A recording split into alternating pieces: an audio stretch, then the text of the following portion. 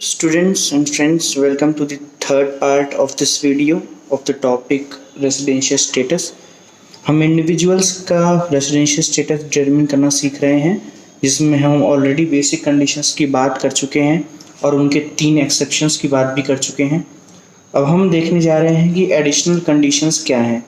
ये additional conditions ही basis बनती हैं जिसके बेस पे हम ये डिफ्रेंशिएट कर सकते हैं कि कोई पर्सन ऑर्डिनरी रेसिडेंट है या नॉट ऑर्डिनरी रेसिडेंट है।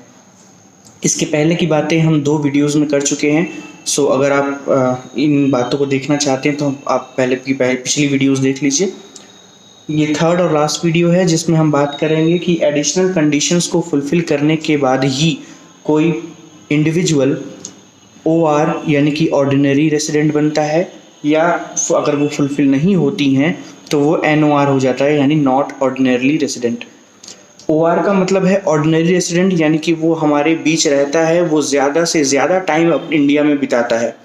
वो रेसिडेंट तो डिक्लेयर हो चुका है, वो ऑलरेडी रेसिडेंट डिक्लेयर हो चुका है, लेकिन वो कैसा रेसिडेंट है, वो ऑर्डिनरी रेसिडेंट है या वो नॉट ऑर्डिनरी रेसिडेंट है।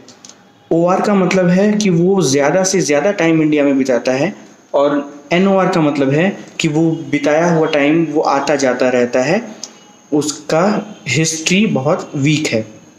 हिस्ट्री वीक है मतलब वो पिछले सालों में ज़्यादातर OR नहीं था। ऑर्डिनरी मतलब नॉर्मल रेसिडेंट। सो एडिशनल कंडीशंस बताती हैं अंडर 66A। पहली एडिशनल कंडीशन है कि एक पर्सन को OR होने के लिए 730 days in 7 previous years prior to relevant previous year। यानी कि हम पिछले साल की तो बात कर चुके हैं। जब हम बेसिक कंडीशंस की बात कर रहे थे तो उसमें हमने पिछले साल में 182 डेज और पिछले साल में ही 60 डेज की बात की थी, यानी हमारे फाइनेंशियल ईयर में, रेलेवेंट प्रीवियस ईयर में। लेकिन एडिशनल कंडीशंस में हम रेलेवेंट प्रीवियस ईयर की बात नहीं करते, उसके पहले के साल जितने हैं उनकी बात करते हैं।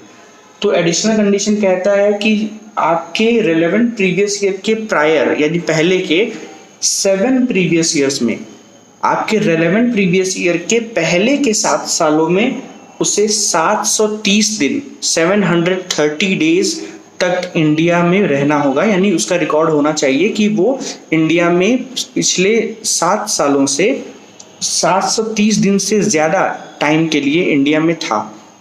ये रिकॉर्ड उसका चेक किया जाएगा, उसके डॉक्यूमेंट्स वगैरह से, उसके पासपोर्ट वगैरह से चेक किया जाएगा कि क्या रेलेवेंट प्रीवियस ईयर के पहले के 7 सालों में वो 730 डेज या उससे ज़्यादा 730 डेज और मोर के लिए इंडिया में था या नहीं।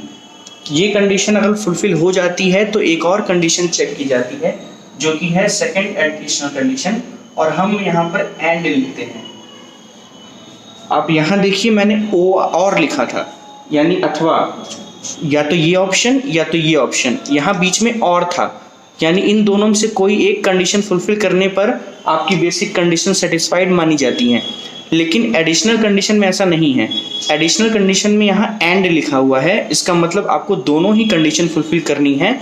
अगर आप इन दोनों में से कोई एक कंडीशन फुलफिल करते हैं तो वो सेटिस्फेक्शन नहीं माना जाएगा और आप इसे क्वालिफाई नहीं कर पाएंगे। आपको दोनों ही कंडीशंस को फुलफिल करना होगा। तो पहली कंडीशन तो है 730 डेज और मोर की। दूसरी कंडीशन क्या है?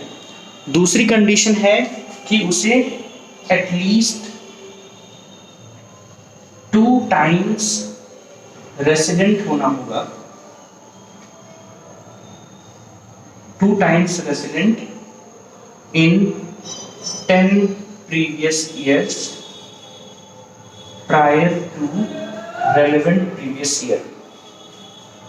इसका क्या मतलब है? इसका मतलब ये है कि हमारे प्रीवियस ईयर यानी रेलेवेंट प्रीवियस ईयर के पहले के 10 साल, हमारे रेलेवेंट प्रीवियस ईयर के पहले के 10 सालों में उसे कम से कम 2 बार रेसिडेंट होना होगा। रेसिडेंट कैसे होते हैं? अब याद करिए, मैंने जब बेसिक कंडीशन बता रहा था सेकेंड वीडियो में, तो मैंने कहा था कि बेसिक कंडीशन क्वालिफाई करने के लिए बस एक ही ज़रूरत है, जैसे ही कोई पर्सन 182 डेज कंप्लीट कर लेता है वो रेसिडेंट बन जाता है।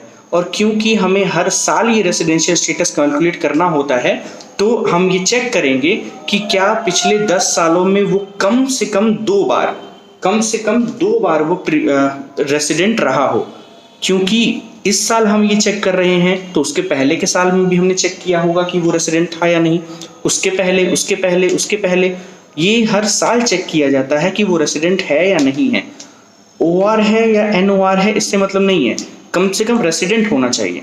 तो पिछले के 10 सालों में, हमारे रेलेवेंट प्रीवियस ईयर के पहले के 10 सालों को देखिए, उनका रिकॉर्ड चेक किया जाएगा और उन 10 सालों में वो कितनी बार रेसिडेंट था। अगर वो कम से कम 2 बार रेसिडेंट डिक्लेयर हुआ था तो वो क्वालिफाई माना जाएगा। लेकिन अगर वो 1 बार या 0 बार रेसिडेंट था तो ये कंडीशन सेटिस्फाइड नहीं मानी जाएगी। यानी कि 10 में से 2 बार, at least 2 times in 10 previous years prior to relevant previous year. जिस ईयर की हम कैलकुलेशन कर रहे हैं उसको छोड़ दीजिए, उसके पहले के 10 सालों में उसे कम से कम 2 बार रेसिडेंट डिक्लेयर होना पड़ेगा।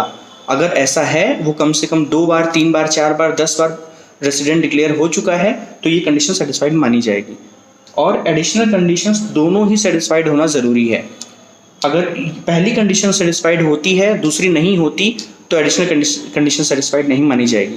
दूसरी होती है और पहली नहीं होती तो भी हम इसे डिससेटिस्फाइड मानेंगे। यानी कि दोनों ही कंडीशन फुलफिल होना चाहिए, ना कि बेसिक की तरह जिसमें दोनों में से कोई एक सेटिस्फैक्शन होना चाहिए था। तो फ्रेंड्स और स्टूडेंट्स, ओवरऑल ये इंडिविजुअल का रेसिडेंशियल स्टेटस है जो हमने देखा, इसमें कोई एक्सेप्शन नहीं है। अगर कोई पर्सन इन दोनों में से कोई एक या दोनों कंडीशन सेटिस्फाइड कर लेता है तो वो रेसिडेंट बन जाता है। फिर रेसिडेंट बनने के बाद हमें दोबारा चेक करना होगा कि एडिशनल कंडीशन क्या कहती है। अगर ये इन दोनों एडिशनल कंडीशंस को भी सेटिस्फाइड कर लेता है तब वो OR बन जाता है, यानी ऑर्डिनरी रेसिडेंट बन जाता है। लेकिन अगर इन दोनों में से कोई एक नहीं कर पाता या दोनों नहीं कर पाता तो वो NOR यानी नॉट ऑर्डिनरी रेसिडेंट बन के रह जाता है। और इसका डिटरमिन करने के बाद ही हम उसकी इनकम को देखते हैं और उसी के बेसिस पर उसकी टोटल इनकम कैलकुलेट की जाती है और उसी के बेसिस पर फिर टैक्स कैलकुलेट किया जाता है। सो फ्रेंड्स, ये रेसिडेंशियल स्टेटस फॉर इंडिविजुअल भी कंप्लीट हो गया। ये 3rd पार्ट है। Thank you. हम मिलेंगे नए सेशन में नए टॉपिक के साथ।